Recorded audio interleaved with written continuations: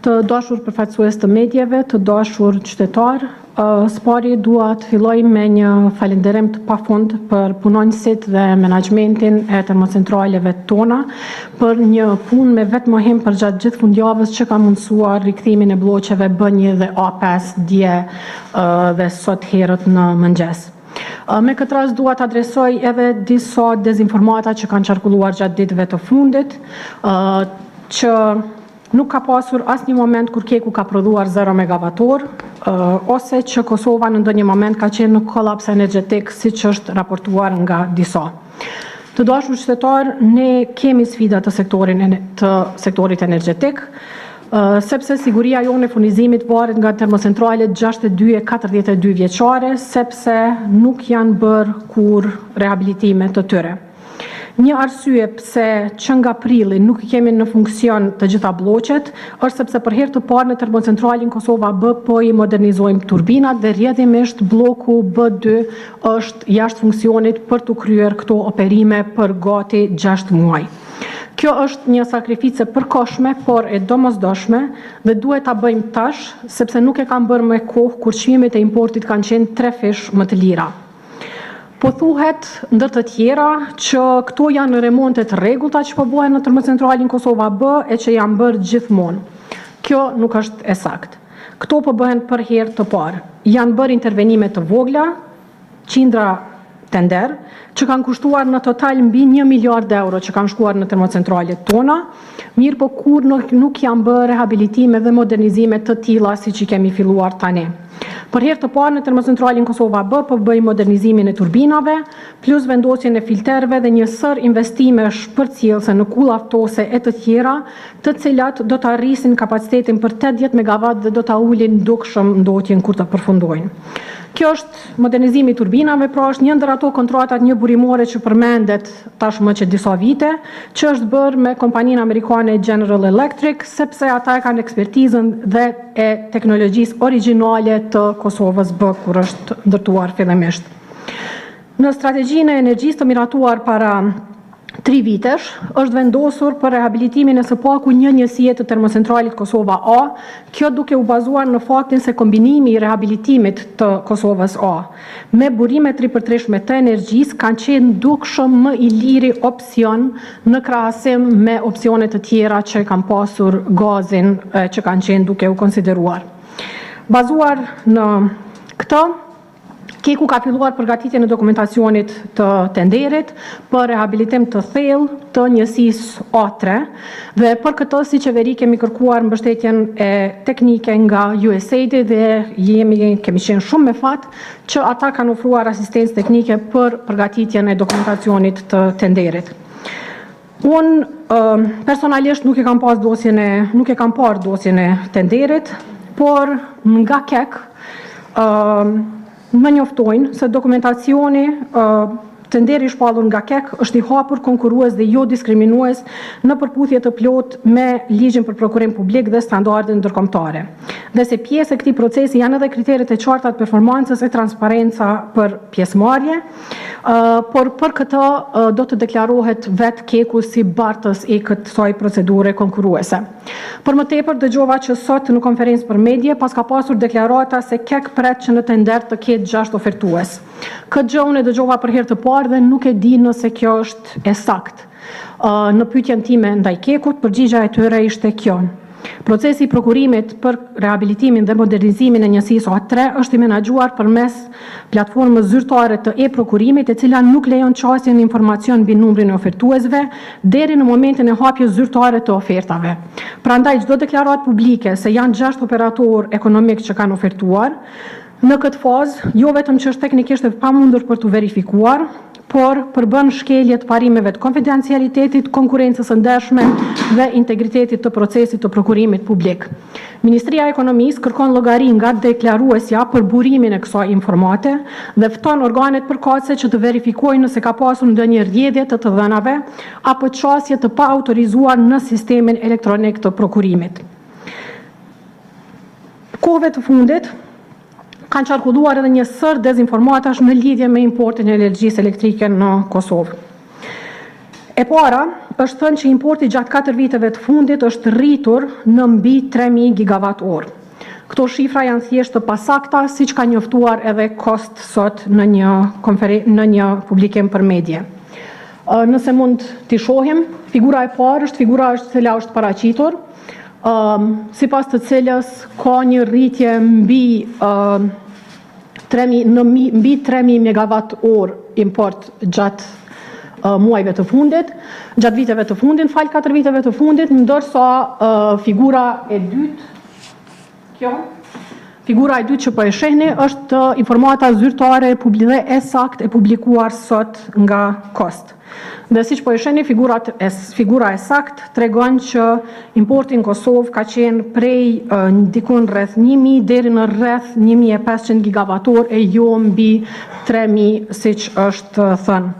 Unë nuk e di se nga po i marrin këto informata, mirë po nëse po i referohen ASK-s, është mirë të tregojnë informatën e plotë për mënyrën e përllogaritjes dhe mënyrën dhe për kufizimin e indikatorit. Sepse për shembull nëse i shihni statistikat e energjisë të ASK-s për muajin mars 2025, aty thuhet qartë që në këto informata, në këto të dhëna janë përfshirë edhe sasitë e transmetimit ndërkombëtar. Pra energjia tranzit që kalon nëpër Kosovë. Kjo është sikur të themi që të gjitha mallrat që eksportohen nga Maqedonia e Veriut në Mal të Zi dhe kalojnë nëpër Kosovë, ti llogarisim si import të Kosovës, gjë që nuk ka asnjë kuptim.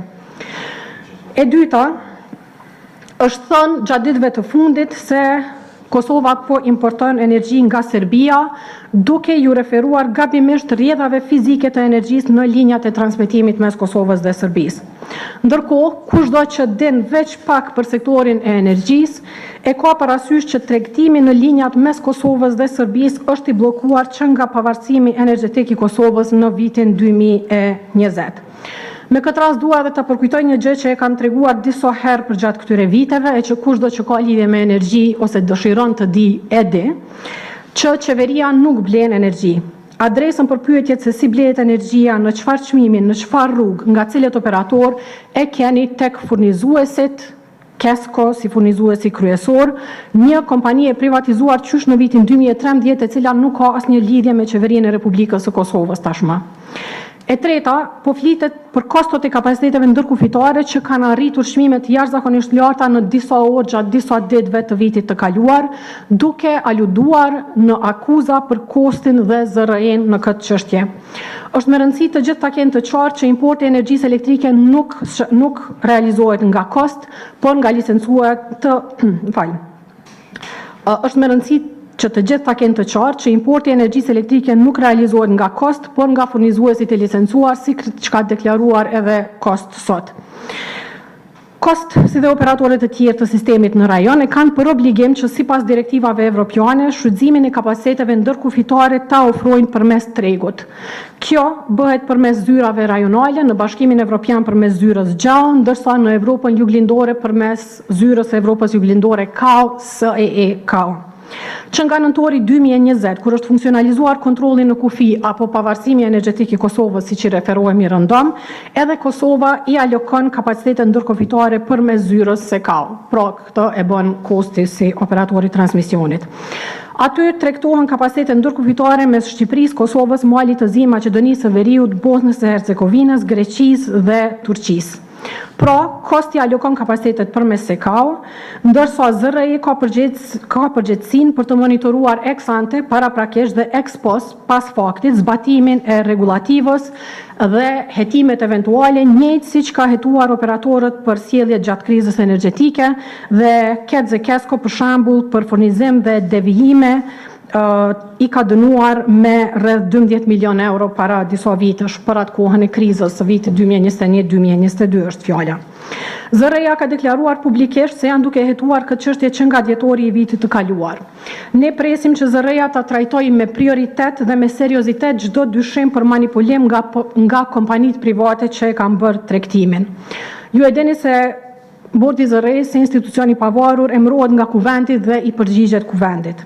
Njëjtë dhe bordi i Kostit. Unë cilësinë e ministrës, ka që mund të them për këtë punë, por si përfaqësuesi politike mund të them se grupi parlamentar i Lëvizjes dhe Vendosje do t'i trajtoj përgjegjësitë dhe do të sigurohet që në rast se adresimi i kësaj çështje nga zëre ose nga kost nuk ka qenë i duhuri, personat përgjegjës do të japin llogari. Me që jam tek demantimi i dezinformatave, më lejoni të jap edhe një sqarim të shkurtur lidhur me ankondin solar të shpallur para 2 vitesh nga Ministria e Ekonomisë. Për kontekst, për ata që nuk e din, duke qenë se ankondi është një proces i ri që është bërë në Kosovë për herë të parë, tek procesi i ankondit shteti nuk paguan për ndërtimin e parkut solar. Atë e ndërton investitori dhe për këtë investitori ka garantuar 7.5 milion euro me një garancion të dorëzuar tek Ministria e Ekonomisë që mund të ndërhiqet pa kushte në rast se konzorciumi operatori fitues dështon në ndërtim. Shteti nga ana tjetër, përmes kostit, ka garantuar se do ta blejë energjinë e prodhuar për 15 vite, pra ka një kontratë për blerje të energjisë.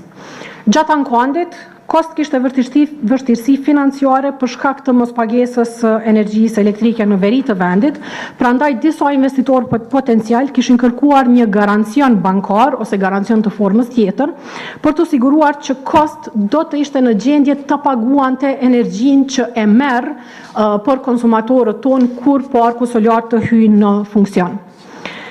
Asnjë institucion nuk ka lëshuar një garancion të tillë. Ai parashihet të lëshohet nga kost me rastin e fillimit të prodhimit të parkut të energjisë nga parku solar. Garancioni do të aktivizohej vetëm në rast se do të kishte vonesa të konsiderueshme në realizimin e pagesave nga ana e kost, me që rast investitori do të inkasonte borxhin, pra jo tër vlerën e garancionit, por sasinë që kosti do t'i mbetej borxh në rast se kjo ndodh. Nëse dhënia e garancionit do të kishte ndonjë kosto, se nuk dihet a do të ketë apo jo, dhe nëse kjo kosto do të reflektohej në tarif, ndikimi do të ishte i papërfillshëm, jo më shumë se 0.0002%. Pra, një faturë mujore, çka do të thotë kjo? Do të thotë që nëse do të kishte ndonjë kosto në tarifa pas 2 vitesh, ndikimi do të ishte i tillë që nëse sot paguajeni faturë mujore 5.000 euro, kjo faturë do të bëhej do të rritet për 1 cent, 5.000 euro e 1 cent. Të gjitha detajet e projektit, përfshirë ato rreth garancioneve, janë përcaktuar gjatë fazës së konkurimit, kur edhe janë njoftuar të gjithë investitorët potencial. Prandaj çdo insinuat për konkurrencë të padrejtë ose për favorizim, nuk ka se si të jetë e vërtetë. Si rezultati i transparencës dhe konkurrencës së fortë, energjia është siguruar me çmim shumë të favorshëm prej 48.88 euro për megavator. Për krahasim, ne sot paguajmë në mes 161, ne sot paguajmë 161 deri në 167 euro për megavator për kapacitetet solare që janë ndërtuar si rezultat i skemave të kaluara të feed-in tarifës para qeverisjes tonë. Ky ankond i realizuar me përkrahje të parezervë nga qeveria e SBA-ve përmes USAID-it, ka krijuar imazhin e Kosovës si një destinacion udhëheqës dhe tërheqës për investime në energji të ripërtreshme, andaj çdo dezinformat jo vetëm që cënon këtë imazh të projektit, mirë po edhe imazhin e Kosovës që kemi luftuar shumë ta përmirësojmë si destinacion i investimeve të huaja. Andaj lusim të gjitha palët që para se të deklarohen dhe para se të hedhin akuza e lajme të pabaza, deklarata të pabaza, të informohen sakt që është në të mirë të interesit publik dhe në të mirë të qytetarëve të Republikës së Kosovës. Në fund krejt, një term që po thuhet tash e disa muaj, mafia energjetike. Nuk kam fol më herët për këtë se është aq pa lidhje, e aq e pa bazë, sa që nuk më është dukur e denjë që ta them. Fatkeqësisht nuk po ndalen disa duke e thënë, prandaj veç dua ta them thjesht qartë. Mafia energjetike Ballkan edhe mund të ekzistojë, e ta ketë selin në Beograd, por asnjë institucion i Republikës së Kosovës nuk ka asnjë raport ose kontakt ose lidhje me ta, as shoqëror, as biznesor, as kurfare. Është absurde që të kem nevojë ta them këtë duke qenë se ata që akuzojnë e flasin nuk kanë jo një fakt, po as një fije fakti për atë që thonë. Tashmë për mua është e qartë që në politikë, e jo vetëm në politikë, ka individ që janë të gatshëm që me çdo kusht, pa fije turpi e profesionalizmi, të shpërndajnë dezinformata për qëllime që veç ata mund t'i dinë. Unë tashmë e kam të qartë që prej tyre nuk mund të pritet të jenë korrekt, prandaj po ju los juve si përfaqësues të medjave dhe qytetarëve të Republikës Kosovës që të mos i merrni të mirëqena të gjitha deklaratat që i dëgjoni e që i lexoni, por të referoheni informatave zyrtare nga institucionet dhe kompanitë përgjegjëse në lidhje me zhvillimit në sektorin e energjisë dhe jo vetëm. Nëse keni ndonjë pyetje për këto apo çështje të tjera,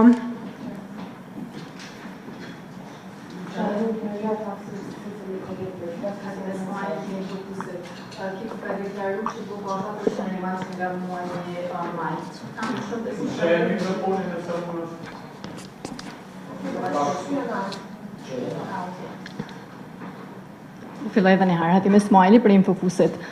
Keku ka deklaruar se bloku A4 është në rimand prej muajit maj. Mund të shmë tregu çfarë punësh janë duke u bërë në këtë blok, konkretisht edhe kush e ka fituar tenderin për shkak se te prokurimi nuk ka një tender që tregon riparimin kapital të blokut A4. Zakonisht kur bloku ndalet për riparim për një periudhë, po flas më të gjatë, bëhet riparimi i turbinës, i gjeneratorit dhe pjesëve të kaldajës. Pyetja është, kur është kryer për herë të fundit riparimi i kapitali i bllokut A4? Pra kur është kryer tenderi, edhe çfarë punësh janë duke u bërë në këtë blok? Nëse mundesh më dhani informata, sa litra naftë janë shpenzuar me datën 19/6/2025 për kthimin në punë të bllokut A3 dhe sa janë shpenzuar sot në kthimin në punë të bllokut A5? Ju falenderoj shumë për pyetje, po këto janë pyetje të nivelit shumë teknik dhe të detajuar për të cilat duhet i drejtoheni Kekut. Sigurisht që jo prej qeverisë për shpenzimin e naftës së Kekut. Sidoq të jetë, ju falenderoj shumë për interesimin dhe ju inkurajoj ta diskutoni.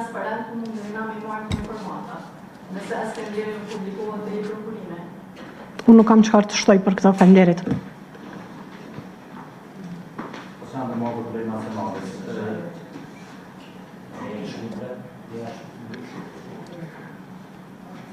Aleksandr Maku prej Nacionales. Sa përqind aktualisht në momentin që po flasim konsumit të rrezikshëm ditor të energjisë elektrike është duke i importu edhe sa po na kushton kjo? Nëse jeni ndjeni për këto. Për informatat e sakta më duhet ju referoj tek kosti sa i përket sasisë së importit të përgjithshëm, ndërsa për kosto tek Kesko dhe eventualisht ketë si përhumbje që i realizojnë këto. Minister Shqipëron Gjema prej Kallzo.com. Gjatë deklaratës ty këtu në konferencë për media falet edhe për tenderin për Kosovën A3. A keni informata ku kam bri këtë tender, a ka ofertus, a është duke unë negociu me ndonjë kompani për sa i përket këtij tenderi, edhe nëse keni mundësi na tregu prej cilës datë është planifikuar me u ndal A3-shi bazuar në bilancin e energjisë, edhe nëse dështon tenderi kush e merr përgjegjësinë, sepse ZRE-ja ka planifikuar që ajo prodhi ka planifikuar që me u importu që ajo në fakt ka planifikuar që me u importu energjia që prodhohet prej A3-shit, që kjo është pjesa e parë. Pjesa e dytë, ministre, po besoj që e keni një pamje që është publikuar prej sindikatës së re të Kekut, ku shihet një punëtor duke dalë prej kaldajës A5-shit. Kemi pa një punëtor i cili nuk ka masa të sigurisë, madje nuk ka as mask, a keni kërkuar që me u marr masa ndaj do kujt për shkak të atyre pamjeve, edhe nëse e keni informacionin, a është ai punëtor i Korporatës Energjetike të Kosovës apo i ndonjë kompanie private që është angazhuar prej Kekut? Ju faleminderit shumë për pyetjet. Sa i përket pyetjes dytë, unë nuk i kam këto informata, nëse punëtori, nëse cili do punëtor është punëtori i kekut apo jo, apo edhe informata të tjera që kanë të bëjnë me procedurat ose veshjen ose pajisjet e punëtorëve në kek, për të ju inkurajoj që të pyesni kekun. Unë çfarë mund të them është që jam jashtëzakonisht falënderuese për krejt punën dhe angazhimin që bëhet në termocentralet e kekut, që me krejt vjetërsin, probleme teknike që i kanë, ato të mbeten në punë. Nga ana tjetër, si që kam thënë edhe të premten gjatë vizitës time në kek, duke qenë pafundësisht falënderuese dhe duke çmuar atë që bëhet, njëkohësisht gjithashtu duhet që menaxhmenti të sigurohet që për çdo rënje të bllokut që ka qenë pa planifikuar të sqarohen rrethanat dhe të bëhet e qartë nëse ka mundur të evitohet në ndonjë mënyrë dhe sepse vetëm kështu sigurohemi që ka llogaridhënie të plot të secilit në këtë proces. Pyetjen e parë, nëse mundesh të më kujtom? Për tenderin për atërisht. Po. Ku janë procedurat, a ka ndonjë ofertues, a është duke negociu dikush me ta edhe kur planifikohet që me ndalë prodhimi në atresh, edhe në rast se dështon tenderi kush ka marrë përgjegjësinë për shkak se zyra rregullatorit të energjisë vetë se ka planifikuar që me importu këtë energji e cila prodhohet prej Kosovës atresh. Okay. Po filloj prej kësaj të fundit sepse është informatë që është në parim. Unë nuk e di sakt se si e ka llogaritur zërreja, si e ka raportuar, planifikuar keku në atë rast, mirë po dua ta sqaroj për publikun që në rast se importi është më i ulët se çfarë që ka qenë planifikuar, ato nuk humben. Ato reflektohen në tarifat të vitit tjetër. Pra të themi teorikisht, hipotetikisht, nëse të themi që është parapar që atreshi të mos prodhoj për një periudhë dhe të importohet, ta zëm hipotetikisht 10 milion euro, atëherë këto 10 milion euro nëse nuk shpenzohet, në fund kur bëhet prerja, kur llogaritën tarifat e reja, zërreja i merr të dhënat reale nga operatorët dhe nëse nuk është bërë një shpenzim i tillë, ato prap i kthehen konsumatorëve në tarifat e vitit të ardhshëm, kështu që kjo nuk është arsye për shqetësim. Ndërsa sa i përket procedurave, unë e di që me 4 korrik është afati për mbylljen e fazës së parakualifikimit. Sa i përket numrit të ofertuesve e të tjera, siç e thashë edhe më herët, nga KEK më informuan se kjo bëhet përmes e-prokurimit dhe informatat nuk duhet t'i kenë. Nëse dikush thotë që i ka, ose kjo nuk është e vërtet, ose nëse i ka atëherë është shumë shqetësuese dhe duhet me u hetu prej organeve kompetente se nga i ka marrë këto informata sepse janë të mbyllura aktualisht për publikun. Sa i përket procedurave të radhës, besoj që keku mund të jap informata më të detajuara. Për mua çka është me rëndësi është që procesi të jetë transparent dhe i rregullt.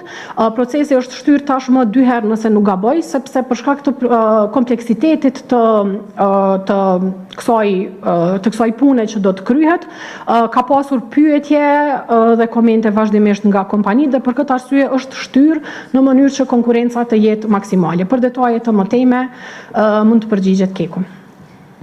Po, Dorentina tha që prej Dugagjinit ministre folët pak për ankondin e parkut të ndërtimit të parkut solar, por desha të pyes sepse është kërku nga ana juaj në drejtim të kostit një letër garancion për operatorët privat, meqense e keni pohuar edhe vetë në një emision që keni qenë në ATV, po ashtu është ngritur edhe një dilemë qoftë edhe nga antarët e bordit të kostit, por edhe nga deputetët e Kuvendit të Kosovës, se mbi cilën bazë ligjore kërkohet një letër garancion për operatorët privat. Faleminderit. Faleminderit. Unë çështën e garancionit vetë se e sqarova një herë më herët. Garancioni e para, kur po thuhet se është dhënë garancion për operatorin privat, tingëllon shumë shtrembëruese, sepse njerëzit mund ta kenë parasysh që operatori privat ka me ardhmë ndërtu edhe ti duke i dhënë garancion. Kjo nuk është çfarë ka ndodhur, siç edhe thash më herët. Do të thotë tek ankondi investitorët potencial konkurojnë, kush e ofron çmimin më të ulët, që ka me ashit shtetit energjinë me çmimin më të ulët fiton, ai e ndërton parkun solar. Ai e merr përsipër me ndërtu parkun solar, ndërsa shteti përmes institucioneve të energjisë në rastin ton kost e merr përsipër që ta blej këtë energji. Në rastin pra kemi obligime të dy palëve. Në këtë rast, investitori ka marrë përsipër me ndërtu parkun solar, edhe për me garantu për këtë, e ka lënë një garancion bankar tek Ministria e Ekonomisë në vlerë 7.5 milion euro, që ka qenë 10% i 75 milionësh që ka qenë i vlerësuar investimi. Nga ana tjetër, siç e thash, keku ka pas kosti si blerë si kësaj energjie, ka pas probleme financiare si rrjedhoje mos pagesës së energjisë elektrike në veri, andaj disa prej investitorëve potencial kanë kërku që njëjtë siç kemi kërkuar ne nga ata garancion që do ta ndërtojnë, edhe kosti të ofroj një garancion se është një gjendje që ta paguaj energjinë e prodhuar. Çfarë garantohet me atë garancion, i cili nuk është lëshuar, siç e thash më herët, por nëse lëshohet, çfarë parashihet është që në rast se kosti ka vështirësi financiare dhe vonohet në mënyrë të konsiderueshme me pagesa, shitësi i energjisë që e ka ndërtu parkun solar dhe që e ka dhënë tashmë energjinë, mund ta tërheq atë pjesë të borxhit e cila eventualisht mund t'i mbetet kostit në të ardhmen. Sa i përket çështjes ligjshmërisë procesit dhe transparencës procesit, unë mund të them se nuk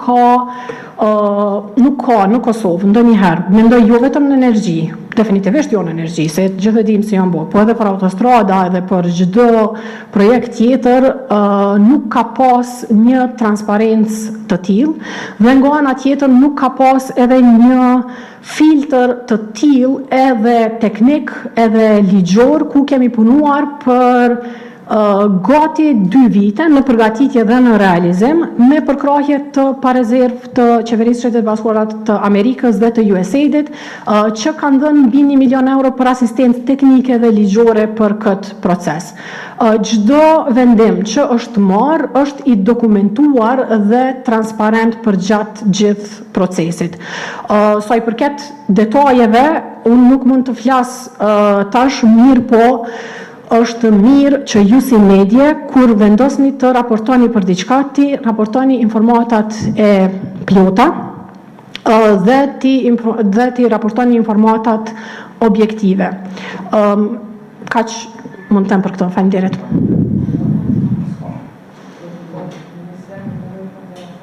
Okay.